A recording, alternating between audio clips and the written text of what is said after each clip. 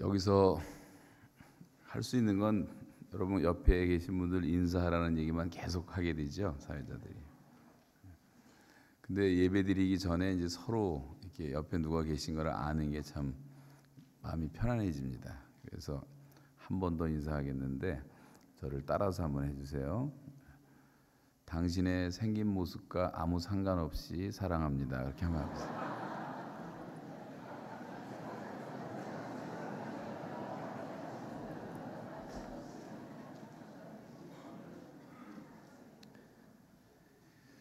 성경에 나타난 이스라엘 민족과 우리 대한민국의 역사는 고난의 민족으로서 역사의 맥락을 같이 하고 있습니다.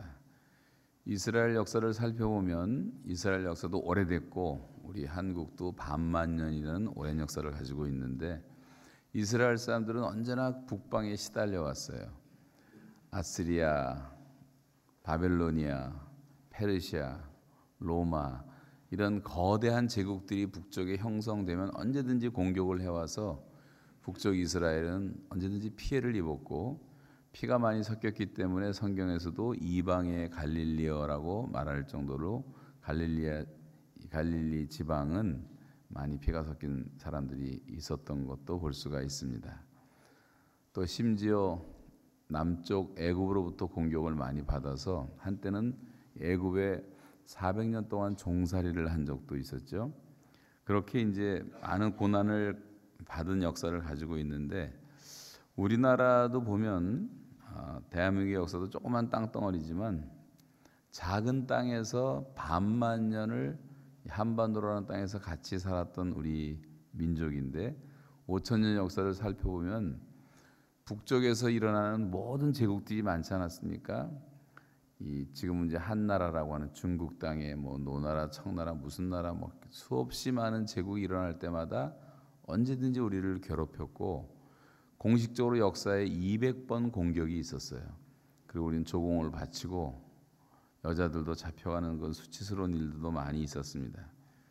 심지어 남쪽의 일본으로부터도 공격을 받았는데 임진왜란 전후로 심하게 시작된 그 일본의 공격이 공식적으로만 700번을 공격해왔고 우리가 수치스러워서 말을 안 해서 그렇지 우리나라 사람들 다 머리를 잘라갈 정도로 진급을 하기 위해서 그래서 무거우니까 코를 잘라가고 귀를 잘라가서 코 무덤이 있고 귀 무덤이 있을 정도로 일본 땅에 그렇게 우리 민족은 많은 수치를 당했습니다. 700번이나 그런 수치스러운 공격이 있었고 나중에는 나라까지 빼앗겨서 우리가 36년 동안 언어도 문자도 다 빼앗겨서 살던 그런 시절도 있었습니다. 여러분 기독교는 국경이 없지만 기독교인에게는 조국이 있다는 유명한 말이 있는 것처럼 기독교는 모든 것을 다 초월하지만 저와 여러분은 기독교인이기 때문에 우리에게는 조국이 있는 것입니다.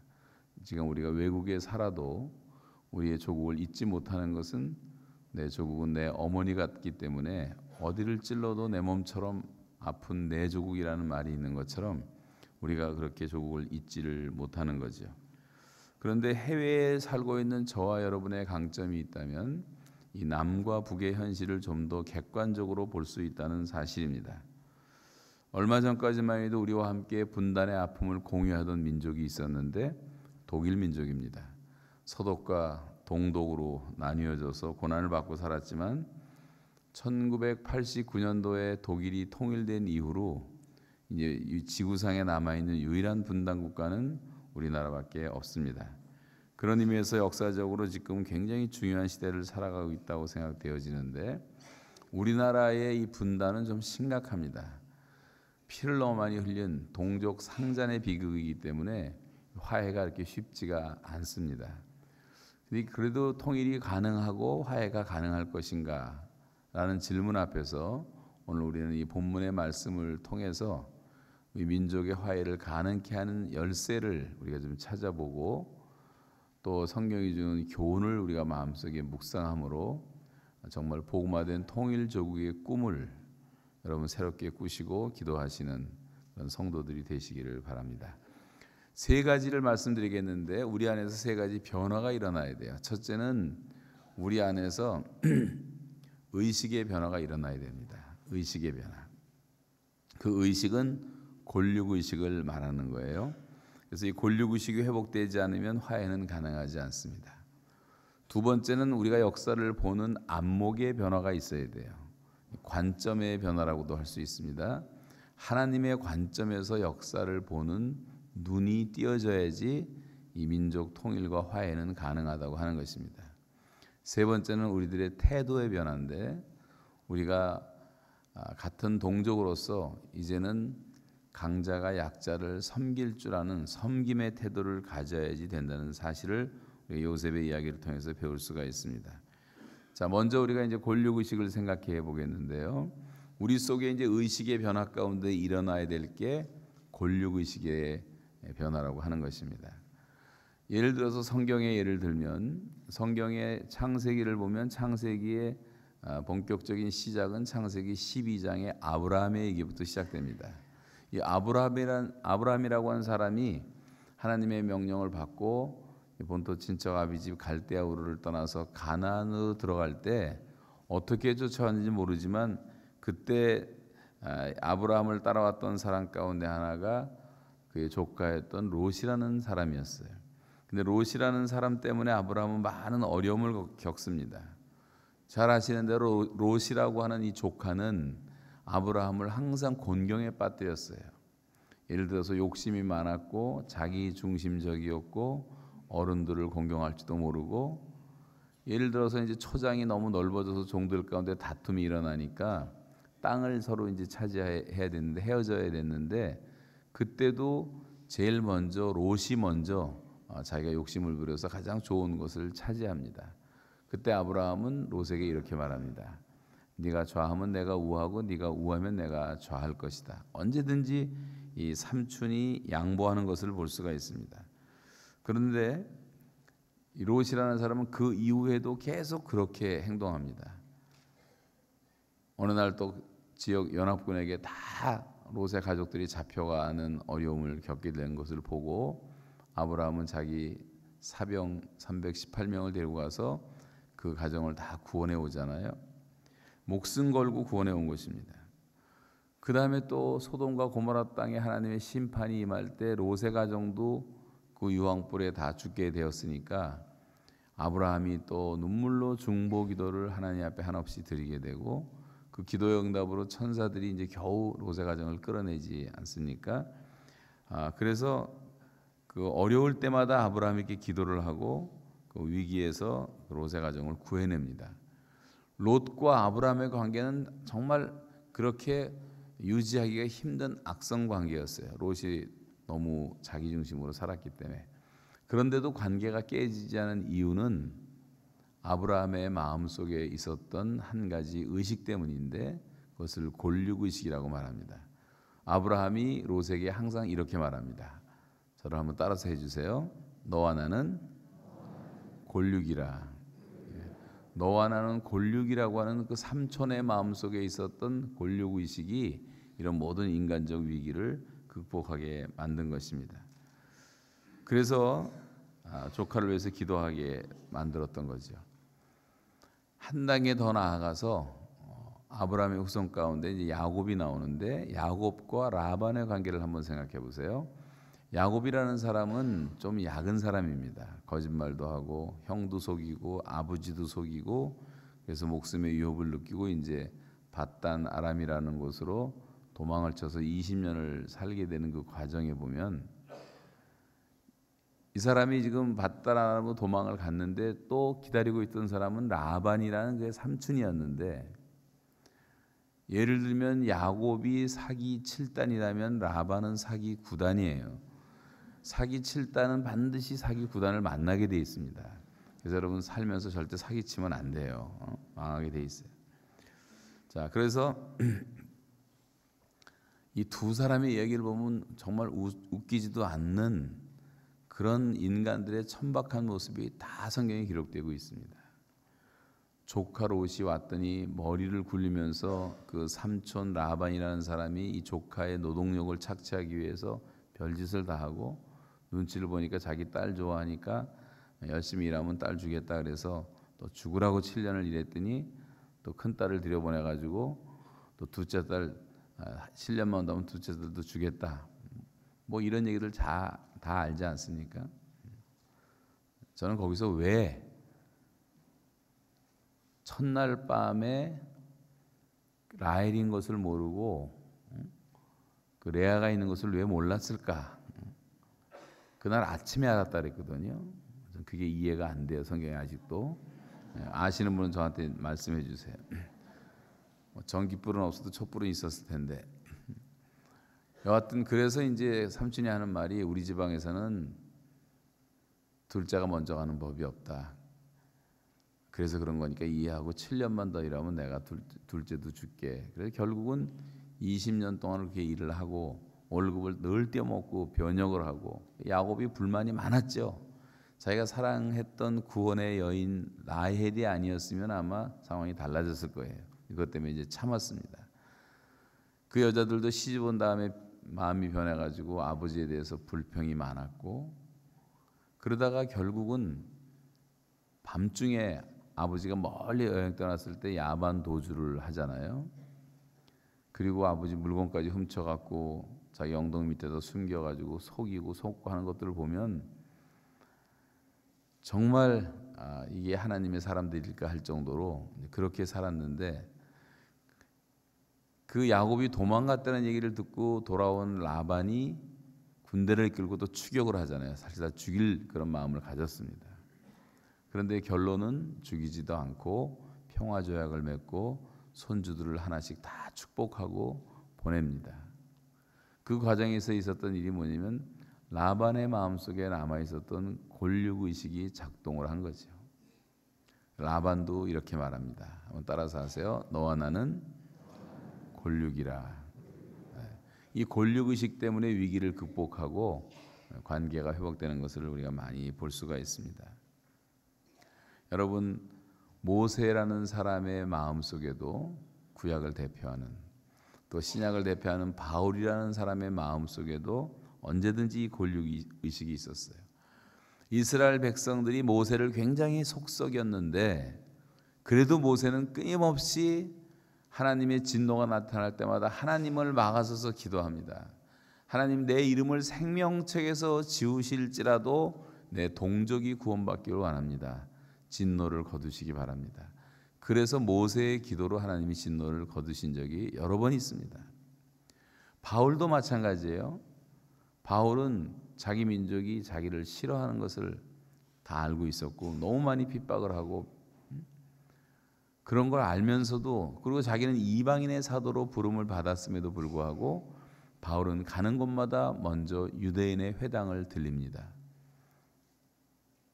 그리고 바울도 기도하기를 내가 그리스도에게서 끊어져 저주를 받을지라도 하나님 내 동족이 구원받기를 원합니다라고 항상 기도하고 있는 것을 우리가 성경에서 읽을 수가 있습니다.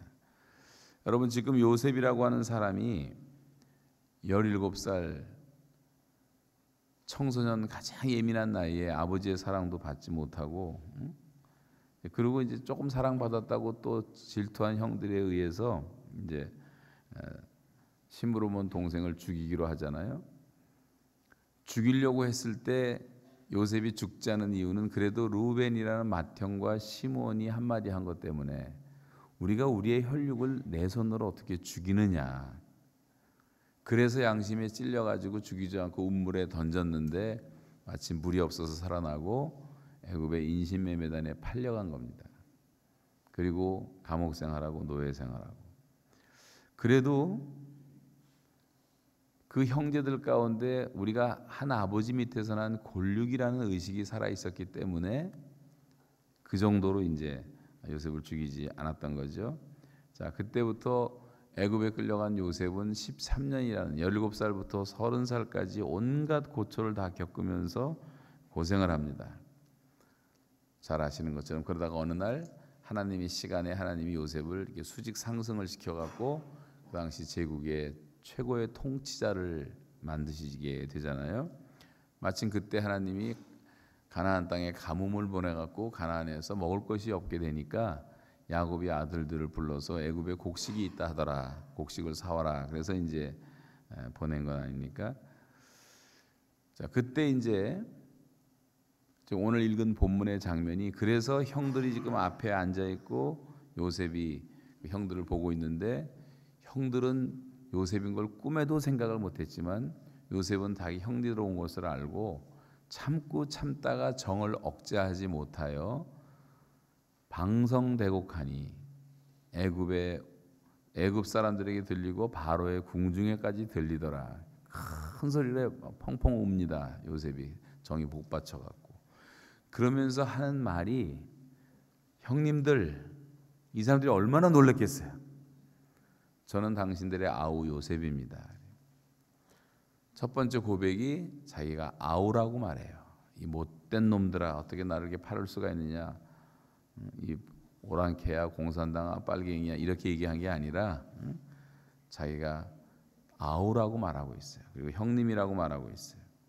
이 형과 아우라고 하는, 이 가족이라고 하는 그런 혈육의식, 형제의식, 권력의식 때문에 요셉이라는 사람이 그렇게 통곡하고 우는 것입니다.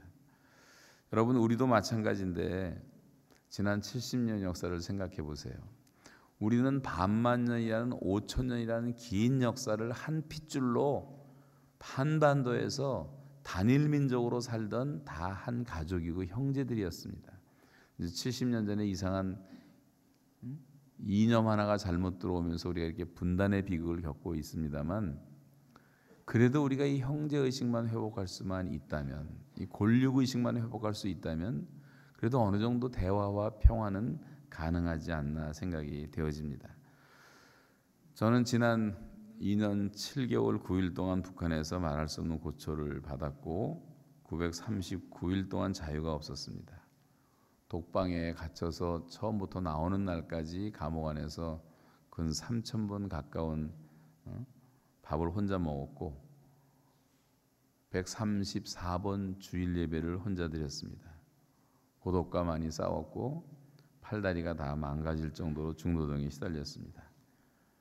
지금도 이제 완전히 다 난 것은 아니지만 그런 생각이 나지만, 그리고 간수들한테 그 악담에 시달리고 폭력에 시달려서 언어 폭력이 심했어요. 근데 이 버벌 어뷰즈를 그들은 그렇게 나쁜 것으로 생각하지 못해요. 습관이 이렇게 돼 있어갖고.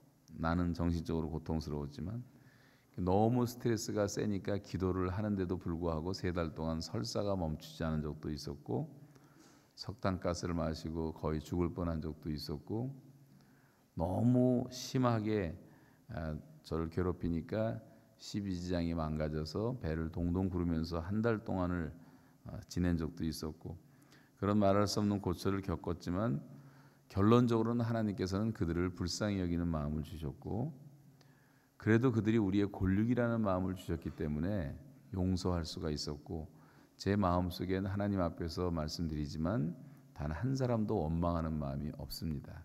그들은 다 그 땅에 태어난 죄밖에 없더라고요. 거기 태어나서 그 정권을 잘못 만나서 그랬기 때문에 그렇게 할 수밖에 없는 거, 시키니까 또 해야 되는 거니까.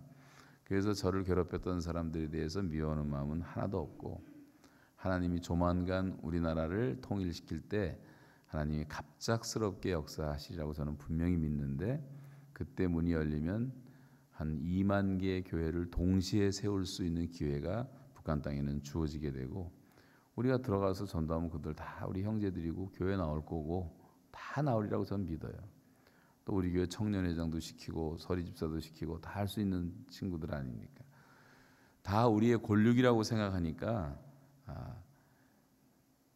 그렇게 미워하는 마음이 없어지더라고요. 여러분, 이제부터 기도할 때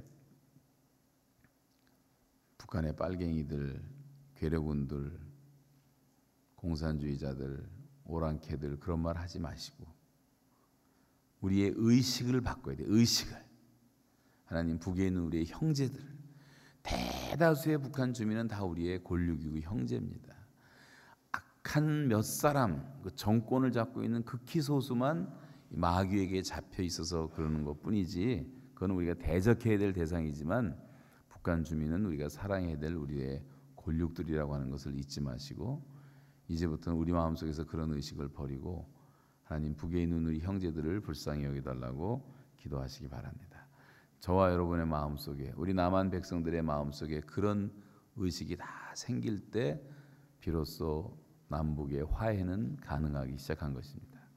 두 번째는 우리의 이제 관점이 변해야 되는데, 지금 요셉이라는 사람이 나오는데, 요셉이라는 사람은 인간적인 관점에서 보면 이게 보통 억울한 게 아니잖아요. 자기의 청소년 시절, 가장 젊은 시절을 다 몽땅 다 빼앗기고 죽도록 고생하고 공부도 못하고 너무 억울하고 노예 생활하고 감옥 생활하고 다 세월을 잃어버렸다고 생각할 수가 있었지만, 지금 요셉이라는 사람은 그 형들을 좀 어떻게 보고 있냐면 자기 눈으로 자기 안목으로 보고 있는 게 아니라 하나님의 관점에서 보고 있는 거예요.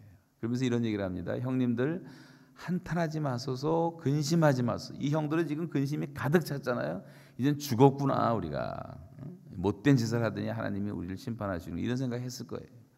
그게 보이니까 근심하지 마소서, 한탄하지 마소서. 하나님이 우리 가정을 살리시려고 나를 먼저 이곳으로 보낸 것뿐입니다.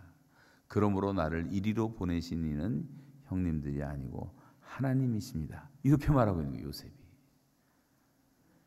형들은 지금 괴로워 죽겠는데 어떻게 보면 더 괴롭히는 거죠, 자기들이. 하나님의 관점에서 역사를 보는 눈을 갖고 있는 사람들은 절대로 원망하지 않습니다. 여러분, 하나님의 섭리라는 시각에서 우리의 인생을 보고 우리의 환경을 보고 우리 민족을 바라볼 줄 알아야 되겠어요.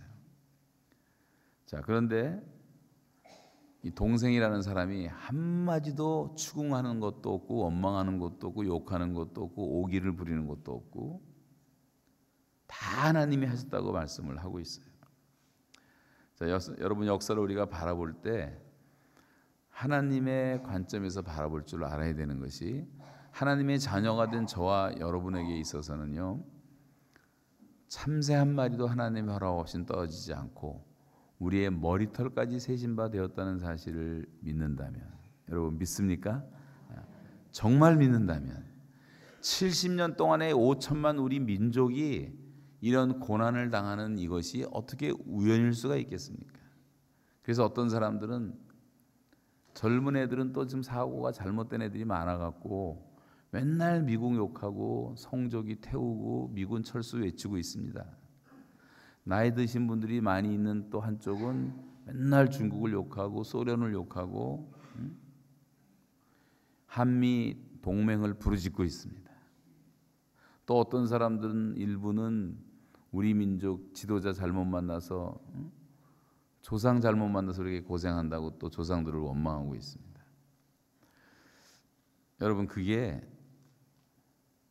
부분적으로 사실일 수가 있지만, 그러나 우리가 역사를 주관하시는 하나님을 믿는다면 한 민족이 이런 오랜 동안의 고난을 겪는다는 것은 어떤 하나님의 뜻이 분명히 있는 것이 사실입니다. 하나님의 섭리 가운데, 이런 연단 가운데 우리 민족을 훈련시켜서 마지막 제사장 민족으로 사용하시려는 하나님의 섭리의 시각에서 우리 민족을 볼 수 있는 눈이 우리에게 있다면, 미국이 개입한 것도 사실이고 소련이 개입한 것도 사실이고 중국이 개입한 것도 사실이고 지도자들의 문제가 있는 것도 사실이지만, 그러나 더 크신 하나님의 선하신 뜻을 우리가 신뢰할 수 있다면 얼마든지 우리가 화해가 가능하다고 생각합니다. 성경은 내 하나님을 사랑하라 그랬어요. 하나님, 우리 모든 걸 다해서 하나님을 사랑해야 되지만 동시에 내 이웃을 내 몸같이 사랑하라. 그리고 주님은 원수까지도 사랑하라고 말씀하셨습니다. 이것이 이제 십자가를 이해한 사람들이 갖는 사랑이라고 할 수가 있어요.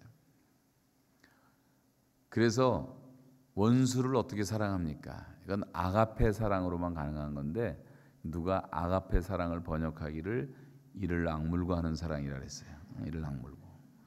하나님이 우리를, 세상을 이처럼 사랑하셨다는 게 우리가 너무 이뻐서 이 쇳덩어리들이 뭐가 그렇게 이쁘겠어요. 하나님은 하나님의 사랑의 의지로 우리를 사랑해 주신 것입니다. 그 마음을 가지라는 거죠. 여러분, 한번 돌이켜 생각해 보세요. 지난 70년 역사를 여기서 다 말할 수는 없지만 하나님이 김일성과 김정일이라는 어떤 몽둥이 때문에 몽둥이를 가지고 우리 민족을 훈련시킨 것 아니에요. 남한을. 전 돌이켜 생각해 보면 너무 감사한 것들이 많습니다. 우리 남한 사람의 입장에서는 너무 감사한 게 더 많아요.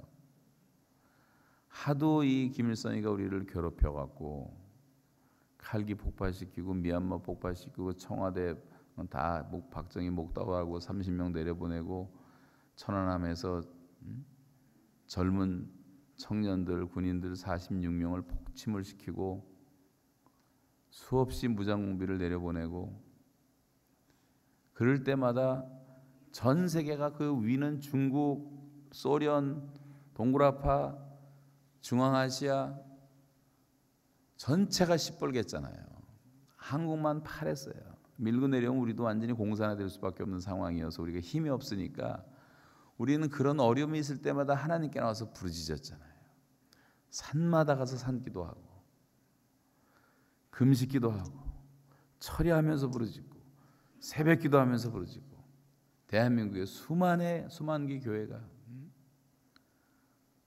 그 기도했기 때문에 하나님이 우리를 보호하셨고 그래서 우리는 또 그런 과정을 통해서 강력한 기독교가 형성이 되었고 전 세계에서 가장 기도가 강한 나라가 대한민국이 돼서 온 세계의 목회자들이 다 기도를 배우러 한국을 오고 있어요. 수십 년 동안. 그리고 한국말로 주여 삼창을 하고 다 세계가 지금 기도하는 시대가 됐어요. 이런 걸 보면 얼마나 감사합니까? 오히려 우리나라가 이렇게 강력한 기독교 국가가 된 원인은 그 원인을 제공한 사람은 저 위대한 수령님이십니다. 그러니까 얼마나 감사해요. 원망할 것도 별로 없어요. 또 우리가 허리가 잘려 있었기 때문에 우리는 육로로 갈 수가 없어서 바다를 개척할 수밖에 없었고 모든 수출을 다 배로 해야 되니까 열심히 배를 만들다 보니까 일본을 넘어서고 스칸다나비아의 그 높은 벽을 넘어서고 명실공히 1등 조선국가가 됐어요. 대한민국이 지금 현재. 자동차 만들고 반도체 만들고 IT 산업 1위고 건축 1위고 화학 1위고 뭐 세계 어디와 비길 수가 없는 위대한 나라가 된 거죠. 경제 대국이 돼서 10대 대국이 되고 수출 5위 국가가 되고 뭐 전 세계적으로 지하철도 1등, 스마트폰도 1등. 우리나라가 이렇게 발전한 것도 다 북한 덕분입니다. 38선이 없었으면 우리가 이렇게 되지 않아요. 그래서 열심히 살고 열심히 공부시키고 자원도 없으니까 열심히 노력하고 새마을 운동하고 독일의 간호사들을 파송해서 죽은 시체 닦는 그 일을 통해서 돈을 벌어들이고 광부들이 몇천 몇 단 밑에 내려가 돈 벌어들이고 월남 전쟁터에 몇십몇 명이 나가고 사우디아에 50만 명이 나가고 고생은 많이 했지만 그 고난을 통해서 우리의 경제의 기적도 만든 것이고 하나님의 섭리 가운데 이렇게 잘 살게 된 것도 생각하면 다 감사한 거예요. 여러분 우리가 똑같은 사건을 놓고도 부정적으로 보면 한없이 부정적이고 긍정적으로 보면 한없이 긍정적입니다. 너무 잘 아시는 성경의 그 12지파 정탐꾼 얘기 가운데 여호수아와 갈렙은 정탐을 하고 온 다음에 이렇게 말합니다. 다 모든 게 사실이지만 굉장히 강한 사람들이 살고 있는 것이 가나안이지만 하나님은 그들에게서 떠났다. 그들은 우리의 밥이다 그랬어요. 똑같은 사건을 놓고 10명의 정탐꾼들은 부들부들 떨면서 너무 강해서 그들은 우리가 이길 수 있는 대상이 아니다. 우리가 보기에도 우리는 메뚜기 같다. 자기의 자화상을 그렇게 비하시켰습니다. 여러분 뉴욕을 바라보면서 어떻게 살고 계십니까? 뉴욕과 뉴저지 이 전 세계 최고의 도시에 사시면서 위축돼 갖고 우리는 뭐 별것 아닌 지극히 작은 소수 민족으로 겨우 뭐 살아가지 그러면서 자기를 메뚜기같이 자화상을 그리고 사십니까?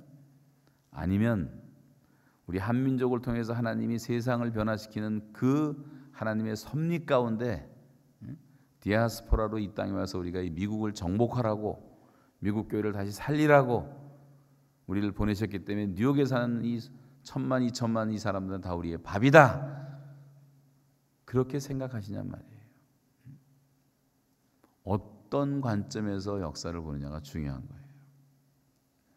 저는 지금 5,500개 세워진 북미의 한인 교회가 미국 교회를 지금 살리고 있다고 분명히 믿습니다. 그리고 미국을 살릴 거예요. 아무도 아멘을 안 하시는데, 제가 그 눈으로 보여요. 지금 보여요. 앞으로 우리 2세들 가운데 미국 대통령도 나올 것이고, 아멘 하면 안 나와요. 아멘을 해야지 나오지. 장관도 나올 것이고, 장성도 나올 것이고, 위대한 교수도 과학자도 수없이 나올 줄로 믿습니다. 하나님이 우리를 축복한다고 믿는 게 믿음이에요. 우리가 물 한 컵 놓고도 그런 얘기 하잖아요. 반밖에 없네. 반이나 남았네. 뉘앙스가 완전히 다른 거예요. 요즘 많이 하는 얘기 가운데 구두공장 세일즈맨들이 아프리카에 출장 간 얘기 하잖아요. 두 사람이 출장을 갔는데 한 회사에서 온 사람은 가자마자 실망을 하고 회사에다 보고서를 쓰고 하는 내용이 뭐냐면, 아프리카에 와보니까 신발 신는 사람들이 없습니다. 너무 미개합니다. 여기서 신발 팔아먹기는 틀렸습니다. 이 아프리카 수출 계획은 접으시기 바랍니다. 또 한 사람은 정반대의 생각을 한 거예요. 여기 사람들이 신발을 신지 않습니다. 조금 얘기해보고 설득해보니까 다 신발을 금방 신을 것 같습니다. 여기보다 좋은 수출 시장은 없습니다. 빨리 생산에 돌입하시기 바랍니다. 여러분, 이 관점의 차이라는 게 대단한 거예요. 절대 패배의식을 갖지 마세요. 우린 적어도 하나님의 사람들이고 하나님의 자녀들이에요. 우리가 미국 시민권자인 동시에 우리는 하나님 나라의 시민권자들입니다. 그래서 이 땅에 하나님 나라를 건설하고 하나님의 백성들을 많아지게 만들어서 하나님의 통치가 이루어지게 하는 그런 꿈을 갖고 살아가는 사람들이기 때문에, 여러분, 우리가 그냥 대한민국 사람으로만 와 있는 게 아니고 하늘나라의 대사들로 이 자리에 계신 거예요. 그런 담대함을 가지고, 이게 사실이에요. 이게 과장도 아니고 거짓말도 아니에요. 그래서 지금 우리가 뭘 보냐, 이게 중요한 건데, 요셉은 지금 하나님의 관점에서 하나님이 하시는 일을 보면서 이렇게 말합니다. 지금 기간은 2년밖에 안 지났는데 앞으로 5년이나 남았습니다. 하나님이 이때 우리 가족을 살리시기 위해서, 큰 구원으로 우리 가족을 보호하시기 위해서 하나님이 나를 먼저 보낸 것뿐입니다. 그러므로 나를 보낸 이는 형님들이 아니에요. 하나님이 보내신 거예요. 안심을 시키고 있는 거예요. 우리가 이런 자세로 살면 얼마나 좋을까. 원수될 일이 없잖아요. 항상 기뻐할 수 있잖아요. 범사에 감사할 수 있잖아요. 원망할 것이 없어요. 김일성, 김정일 죽일 놈 살릴 놈 할 필요도 없어요. 여러분이 김일성으로 태어났으면 그럴 수도 있는 거예요. 여러분이 김일성 가정의 아들 김정일으로 태어났으면 그럴 수도 있는 거예요. 뭐 별 사람 다 있습니까? 다 비슷하죠. 전 제 개인도 마찬가지인데, 저는 북한 때문에 많은 그 어려움도 있었지만 전혀 원망하지 않는 게, 북한 덕분에 내 신앙이 훨씬 더 좋아졌고, 하나님 정말 더 사랑하게 되었고, 가난한 마음을 갖게 되었고, 모든 것을 감사하는 마음을 갖게 되었어요. 특별히 자유에 대한 감사가 저는 넘쳐납니다. 그 3년을 그렇게 감옥에서 있다 보니까, 전혀 자유가 없이 살다 보니까 자유가 너무 그리웠어요. 너무 걷고 싶었어요. 요즘도 시간만 나면 걷습니다. 오늘 새벽에도 걸었어요. 어제도 걸었어요. 서울에 가서도 청계천을 한없이 걸었어요. 아프리카 가서도 아프리카 그 흑인 동네를 한없이 걸었어요. 왜냐하면 감옥에 앉아 있을 때, 3년 동안 감옥에 앉아 있으면서 꼼짝을 못 하니까 노동하러 나갈 때 걷긴 하지만 그건 자유가 아니잖아요.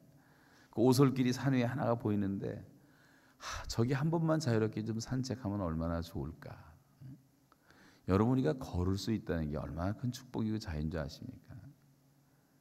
이 자유를 누린다는 건 굉장한 거예요.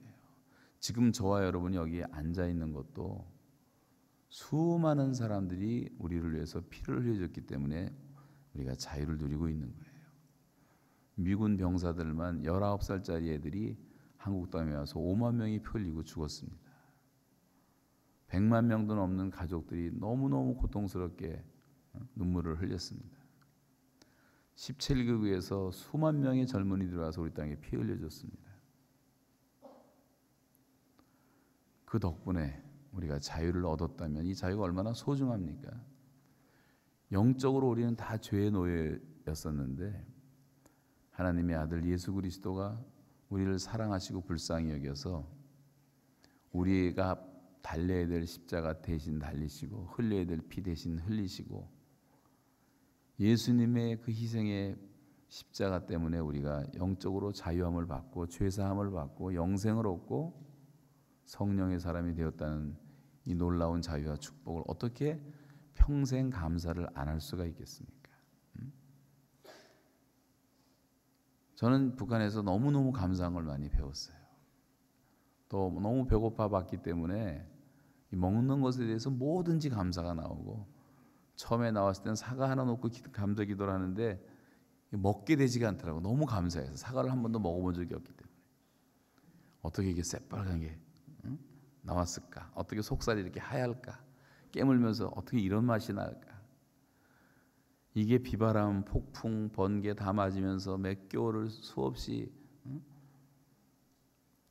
뿌리에서부터 공급해주는 진액과 수액을 받아 먹으면서 자라고 있는 그 모습과 태양을 쬐면서 탄수화물을 만드는 그런 과정들을 생각해 보면 이 사과 하나 놓고도 하나님의 은혜가 얼마나 놀라운지 1시간 정도 감사 기도를 드리고 싶더라고요. 진심으로.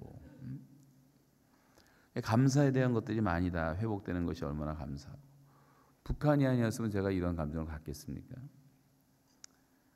또 북한 주민들을 충분히 이해하게 됐고 어떻게 우리 백성들이 고난을 받는지 제가 몸으로 이해하게 됐고 또 성경에 나오는 선지자들과 사도들의 고난의 삶을 조금이라도 이해하게 됐고 주님의 고난에 조금이라도 동참하게 됐고 또 생각해 보니까 뭐 예레미야나 요셉이나 다니엘이나 베드로나 세례 요한이나 바울이나 죄다 성경에 훌륭한 사람들은 다 감옥 출신이더라고요.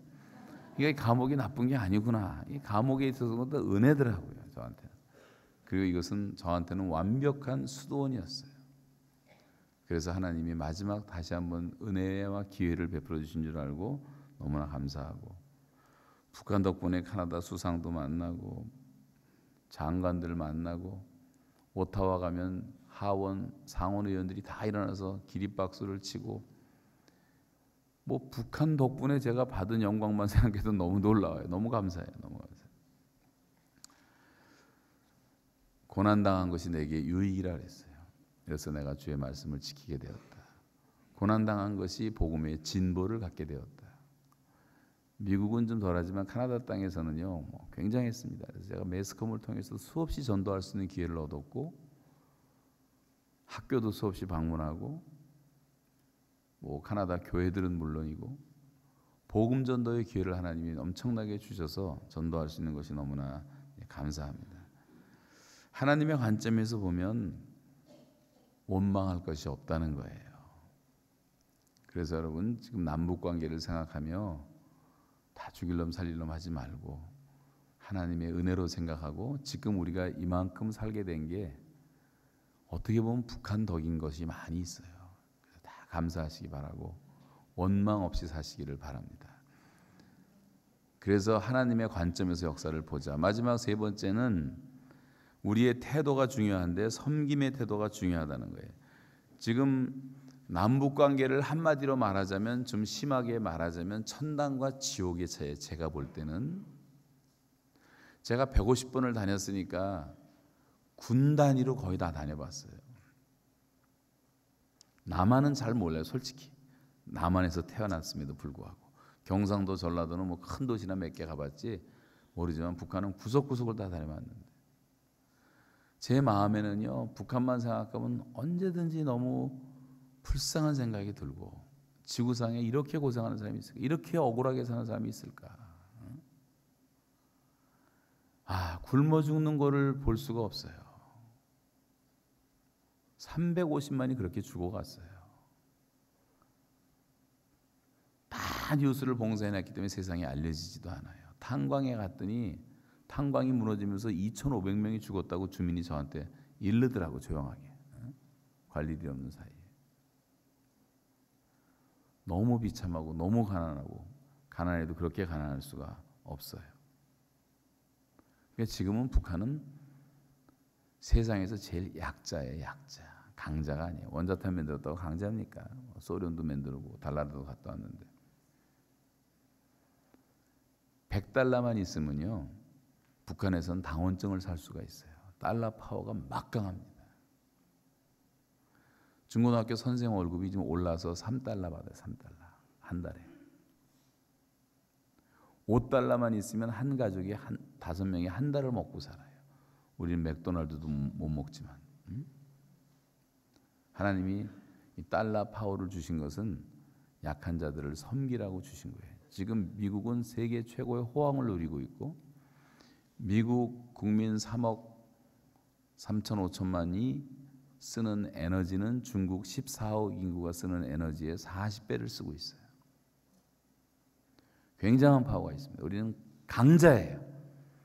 강자는 어떤 때 강자냐? 약자의 약점을 담당할 때 강자가 강자다워지는 거예요. 남한도 강자예요. 그래서 우리가 북한을 섬겨야 된단 말이죠. 하나님이 그래서 파워를 주신 건데, 예수님이 이 땅에 오신 우리가 그 모습을 보면 인자가 온 것은 섬김을 받으려 함이 아니요 섬기러 왔다고 말씀하셨어요. 전능하신 하나님이 인간의 몸을 입고 종의 형체를 가지고 우리를 섬기기 위해서 왔고, 사람들의 발을 씻겨주신 것을 생각해 보세요. 군림하고 지배하고 돈 몇 푼 받았다고 벌었다고 졸부가 돼가지고 의시되고 돌아다니는 게 강자가 아니란 말이에요. 어글리 코리안들이 지금 얼마나 많은지, 필리핀 같은 데 좀 섹스 관광들을 하라고 정신이 빠진 미친놈들이 많은데, 한국 사람 가운데 피코노라는 걸 만들어갖고 필리핀 여자들 사이에서 태어난 아이들을 피코노라 그래요. 수천 명의 그런 아이들이 있어서 그것만 선교하는 선교사도 있어요. 너무 창피해 댕기면. 남미에도 우리 교회 선교사 한 사람은 파라과이에서 그 일을 하고 있는데, 남미에 있는 한국 사람들이 다 만들어 놓은 애들이에요. 한국 아버지를 지금도 기다려. 얼굴도 모르는 아버지를 기다려. 부동산 투기하고 불로소득을 해갖고 졸부가 돼가지고 돌아다니면서 현지첩이나 만들어 놓고 미친 짓 하는, 그거는 복이 아니에요. 저주지. 우리가 강해진다는 것은 약한 자들을 도울 때 강해지는 거예요. 강자의 강점은 약자의 약점을 담당하는 거예요. 예수님의 리더십은 보스형도 아니고 두목형도 아니고 영우형도 아니고 성자형의 리더십 아닙니까? 섬겨주신 거예요.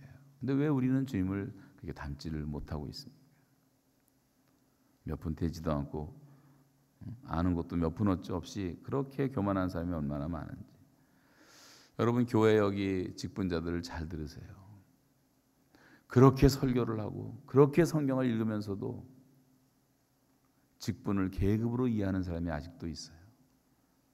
집사님 때 다 겸손하고 열심히 일하는 사람이 장로 되면 괜히 목에 힘주고 뭐나 된 것처럼, 그런 인간들 때문에 하나님의 교회가 지금 다 욕을 먹고 있는 거예요. 여기 장로님들 다 종이 되셔야 돼요. 종이 되셔야 돼요. 목사들도 마찬가지. 섬기는 직분이 교회의 직분이에요. 믿습니까?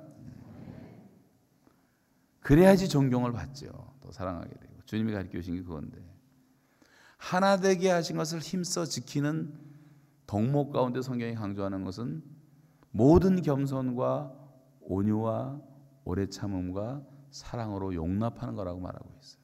왜 공동체가 깨지고 어려움이 생깁니까? 누군가 건방지고 교만한 한 사람 때문에 깨지는 거예요. 다 겸손하면 싸울 일이 없어요. 누군가 불친절하기 때문에 싸우는 거예요. 다 온유하고 친절하면 되는 거예요. 누군가 참지 못하고 폭발시키니까 공동체가 깨지는 거야. 조금만 참으면 되는데 참지를 못해. 회장, 법이야. 뭐가 얼마나 안다고. 목사님 중에서 그런 사람 총회하고 많이 있어요. 사랑 가운데 서로 용납해 주는 겁니다. 자기 스스로 자기를 용납하듯이 다른 사람들을 다 용납해 주는 거예요. 제가 아까 농담식으로 말했지만 생긴 모습과 상관없이 사랑한다는 말이 당신은 하나님의 걸작품이라는 말이에요. 우리 모두는 다 하나님의 걸작품입니다. 믿습니까? 사람을 용납하지 못하고 흉보는 것은 흑인도 보고 깜둥이 그러는 것도 다 죄예요. 그것이. 그 만든 작품을 만든 주인을 모독하는 거 아닙니까? 하나님이 우리 다 만드신 건데. 그런 의미에서 서로 용납하면 된단 말이죠. 그렇게 하면 싸울 게 아무것도 없어요. 자, 우리가 지금 북한 사람들에 대해서는 딴 얘기 하지 말고 우리가 섬기는 기회를 하나님이 주셨다고 특권으로 믿고 교회 예산에서 뚝뚝 잘라내서 어려운 사람을 도우세요. 캐나다의 피플스 처치는 제가 85년도에 왔을 때 가보니까 선교사 860명을 파송을 했는데 얼마나 쓰나 봤더니 교회 예산이 100만 불인데 100만 불 중에 얼마를 쓰는 게 아니고 그 선교 예산이 2천만 불이더라고요. 교회 예산하고 관계가 없이 구제도 엄청나게 하더라고요. 여러분, 독일은 동독을 수십 년 동안 도와서 굶어 죽지 않기 위해서 서독이 동독에 퍼준 게 1년에 한 가정당 쌀 한 말 반을 도와줬어요. 서독 교회는 10년 동안 통독 헌금을 만들어 가지고 4,770만 마르크를 우리나라 그 당시 200억 되는 돈을 가지고 동독에 있는 교회와 목회자들을 도왔어요. 사랑으로 섬겼을 때 어느 날 하나님이 1989년 통일을 주신 것은 선물이었어요. 피 한 방울 안 흘리고. 그것도 기도회에 25,000명이 행진하는데 아무도 발포 명령을 못 내렸어요. 그대로 무너졌어요. 우리도 이 통일을 선물로 받기 위해서는 우리가 섬겨야 됩니다. 섬겨야 돼요. 우리 민족은 너무 잔인한 민족이라고 저는 생각해요. 다 굶어 죽어도 눈 하나 까딱을 안 해요.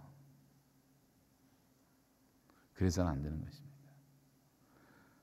살아있어야지 통일도 하고 들어가서 전도도 하고 교회도 세우지. 다 죽은 다음에 뭘 하겠냔 말이에요.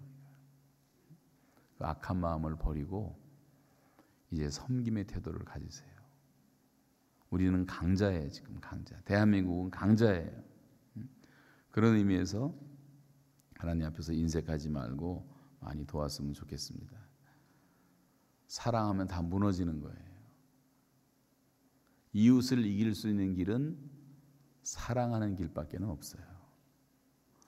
마귀는 능력을 받아서 대적을 해야 되고 이웃은 사랑해야 되고 자기 자신은 근신할 줄 알아야 돼요. 그래서 하나님께서 우리에게 주신 마음은, 영은 두려워하는 마음이 아니요 능력과 사랑과 근신의 마음이라고 성경은 말하고 있어요. 여러분이 사랑의 마음을 달라고 기도하시고, 그래서 세 가지 변화, 의식의 변화, 내 권력인 것을 생각하고 이제부터 기도를 바꾸세요. 두 번째, 관점의 변화, 하나님의 안목에서 역사를 볼 줄 알고 어떤 경우도 누구를 원망하지 마세요. 세 번째, 태도의 변화, 우리가 좀 겸손하게 섬기려는 마음을 갖고 넘어온 탈북자라도 좀 품어주세요. 우리 교회에서 10년 동안을 150명을 품었어요. 10년 지나니까 아이들 다 영어 잘하고 취직하고 집 사고 자동차 사고 영주권 얻고 얼마나 신앙생활 잘하는지 몰라요. 3만 명도 못 섬기면서 어떻게 2천만을 우리가 품겠습니까? 교회는 수만 개가 있는데 우리가 너무 이기적이지 않을까요? 너무 희생하는 걸 싫어하지 않을까요? 여러분 다 품고 기도해 주시기를 바랍니다. 그리고 지금부터 그걸 프랙티스를 하셔야 돼요. 독일은 게르만이라면 다 받아들였어요. 이스라엘은 주이시라면 다 받아들였으면 700만, 800만이 거기 살고 있어요. 수년 전만 해도 몇 명 살지 않던 땅에. 근데 우리는 다 우리나라 사람들인데 탈북자들이 자기 땅에 오는데도 잘 안 받아주고 사람 차별하고 이런 걸 다 회개해야 됩니다. 우리가 섬기는 마음을 갖고 교회가 정말 교회됨을 회복할 때 하나님은 우리 민족에게도 통일을 선물로 주실 줄 믿습니다. 이런 복음화된 통일 조국의 꿈을 꾸면서 여러분 기도하시기 바랍니다. 다 같이 기도하겠습니다. 하나님, 이런 나라를 만들어 달라고, 또 내가 그런 사람이 되게 해달라고 말씀 기억하면서 잠시 사회자 나오실 때까지 기도하시기 바랍니다. 다 같이 기도하겠습니다.